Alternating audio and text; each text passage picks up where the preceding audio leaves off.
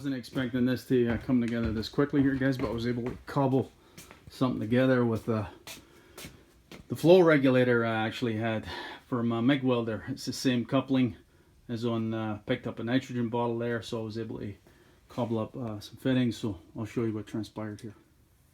Okay, so I'm back at my Vitara here, guys, and as suspected, there is absolutely bugger all in the system. You can see both gauges are actually zero, both the low and high side, of course. Well, sitting statically, the line's balanced, so it is absolutely empty. As I said, I was reluctant to use shop air. I know some of you are probably thinking, well, if there's a gross leak, it's probably infiltrated with air anyway, so what the hell is the difference? But I'm trying to comply to best practices, right? So I got myself a bottle of nitrogen. However, this isn't a nitrogen pressure regulator. It's actually an argon flow regulator from a little MIG welder. It will only put a few psi, so we may or may not be able to see the leak. My nitrogen regulator is on order, so it might take a couple of weeks to get here. Believe you me, when it comes to air conditioning in Canadian summers, we only get about 4 months of summer, so time is of the essence. And as Graham Hill said, time is of the essence. I'm very short on essence. I.e., I want to get this assessed quickly because I've got a feeling I might need to order some parts. The condenser coil is absolutely decrepit on this, so if it's leaking at the condenser, it won't surprise me in the least, guys. The coil's literally falling apart. It's in really bad shape. So this will only put a few psi. As I said, it's not pressure regulator, but I'm hoping it's going to be enough just to introduce a little bit of pressure into the system. So I've cobbled up a line here where we can actually put the nitrogen onto the low side here. We'll put the nitrogen onto the low side, and we can monitor the pressure through the high side. Although I don't expect to get more than minimal pressure in there, a few pounds, so it may or may not show the face of the leak. We'll see.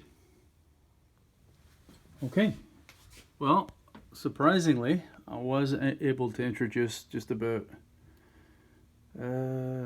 maybe 25-30 pounds of pressure into the system. I didn't think it would get that high, but that's all we're gonna get, I think.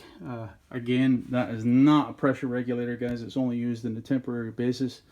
Of course, for this setup, it's a flow regulator. As I said, it's not for nitrogen, it's actually for argon, but the coupling is the same, and it did manage to introduce 30 pounds of pressure into the system.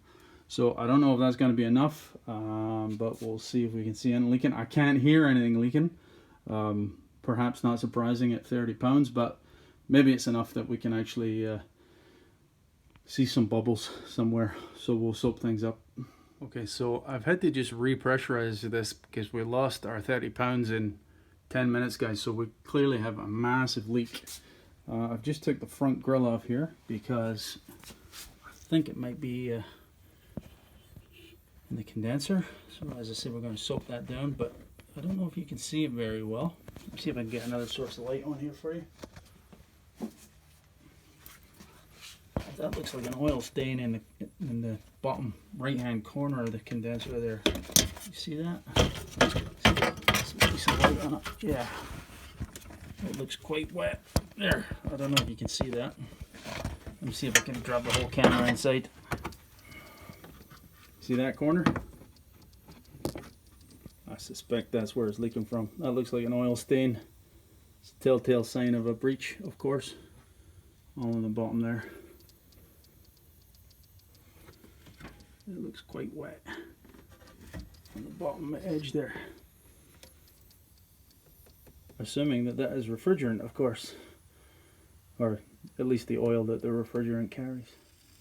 There you go, guys. Sorry about the focus cutting in and out, but I think you can see. Yeah, we definitely have a breach in the condenser there. You can see it bubbling. Yeah. New condenser in store for this truck. Anyway, that's so that I'll continue to look a wee bit more. It's possible it has more than one leak. I doubt it somehow. That's a pretty serious breach. Okay, so I guess I'll leave it at that. I'll need to order myself a condenser and a couple of bits and pieces to go along with it. When I was watching this in playback, I came to the realization that because of course the nitrogen is plumbed into the low side fitting there, guys, I could have actually taken the high side fitting on the manifold gauge set and moved it over to the low pressure gauge, because I would have got much better resolution on this gauge, of course, right?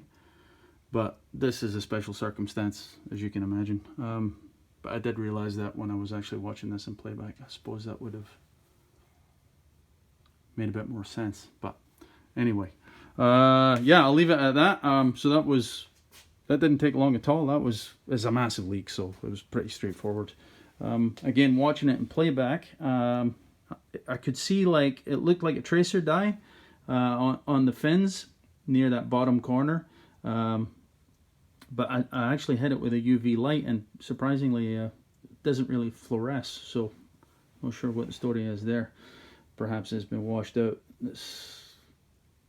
This truck may have its air conditioning inoperative, had its air conditioning inoperative for quite some time, guys. We're in early May, and my wife only noticed this about 2 weeks ago. She never mentioned it to me until just recently, but obviously in the winter months we don't run the AC, so it's hard to say how long this has been inoperative for. But anyway, yeah, so we'll call that part 2. Part 3 might be down the road sometime, guys. As I said, I've got to order some parts and obviously put aside some time to deal with this. This is not going to be a 5-minute fix. Right, that's it, boys. Cheers.